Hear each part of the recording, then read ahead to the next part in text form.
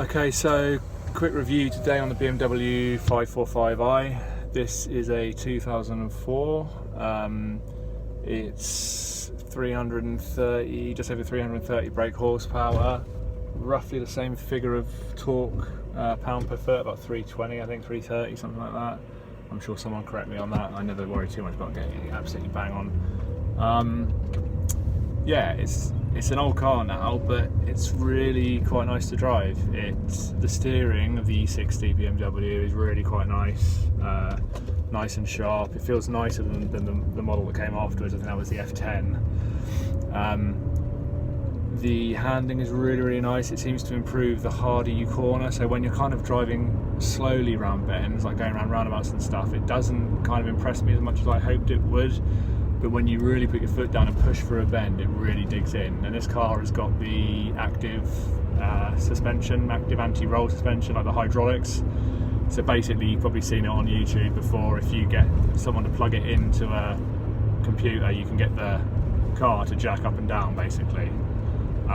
The roll bar just kind of acts against the roll of the car, so it really makes it kind of sit flat. It really feels quite nice.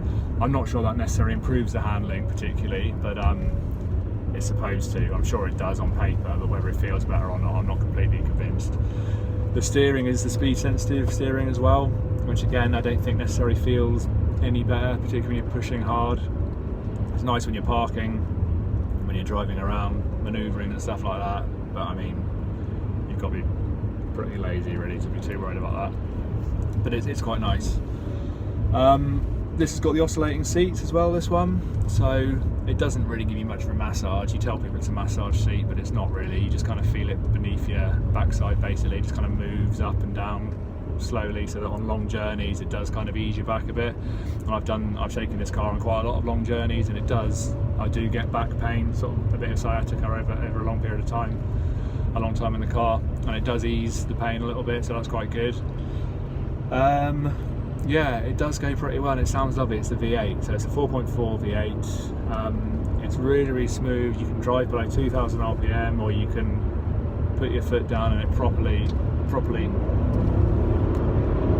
changes its character right round 5,000, 5.5, 6,000, and then we've got to ease off before I go into the back of this car.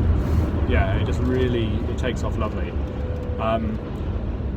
0 to 60 is about 5.9, I think, but more impressive is 0 to 100, which is about 12.5, 13 seconds, and beyond 100, I've been over to Germany, of course, on the Autobahn, of course, where there's no limits, and above 100 it just pulls like hell. You might have cars keep up with you, sort of, at normal motorway speeds, but as soon as you get above 100 miles an hour, it pulls away from a lot of stuff, a lot of very good stuff.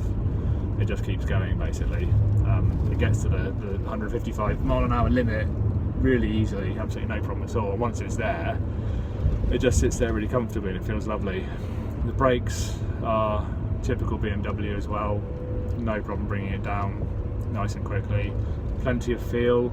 You've got that BMW feel on the brakes where you can feel it working. It's not kind of like, it's not like a Ford brake where you put your foot, it's either off or it's on. You're either sort of stopping or you're not. And people confuse sensitive brakes with good brakes. It's not. Sensitive brakes aren't good brakes. Good brakes are what you get on a BMW. You can feel it progressively working harder and harder the more you press the pedal, and that's what you want. You want to be able to feel what the car's doing, and it's lovely. Yeah, this car's really nice. I love the fact that it's a V8. I love the fact that everyone goes mental nowadays about thirsty cars and petrol being so expensive, and I just think, yeah, okay, but I mean, it's expensive no matter what you've got at the end of the day. If you've got something that's lovely and feels like it's an effortless car with plenty of power, then you have to accept that it's going to use a bit more fuel, basically. Most of the time when you're not too bothered, you can just poodle around below 2,000 RPM and it's not that terrible, really. Well, I say it's not that terrible, most people probably say it's horrendous, but I get by with it absolutely fine day to day. And when I want to have a bit of fun with it, I just wind the window down and listen to the engine, and it's lovely. It's a shame it's quite so silenced by the standard sort of box that's got on it and stuff, but you might not get a lot of exhaust noise, but you can hear the engine. The engine just sounds lovely. It's just such a creamy sort of V8 wail, basically, that is kind of quite distant and just, yeah, it's just classy. It's classy.